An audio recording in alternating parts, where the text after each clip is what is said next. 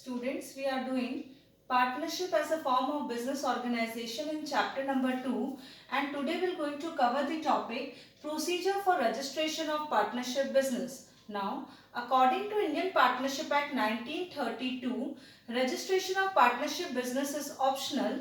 If partners want, they can get their firm registered by registrar in the state in which their business is situated. Okay, for this purpose, the partners can file an application to the registrar along with that of the prescribed fee, which must be duly signed by all the partners. Again, I am repeating, partnership business registration is optional, but if partners want to get their firm registered, they have to file an application to a registrar of a state in which their business is situated. For this purpose, they have to file an application signed by all the partners along with the prescribed fee, and the application must contain the name of the firm. What is the name of the firm? Location, that is the proper exact address of the registered office of your business. Details of each and every partner such as name, address, phone number of each and every partner, then duration for which your partnership is there. Now once that application is being filed to the registrar and entry is recorded, and if registrar is satisfied, certificate of registration is being issued to you. Again, I am repeating that registration of partnership business is not compulsory, it is optional.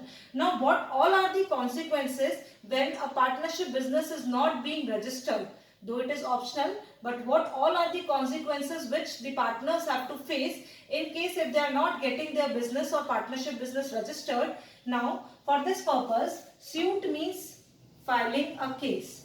In case if the partnership business is not being registered with the registrar, none of the partner can file a suit against the firm or any of the partner.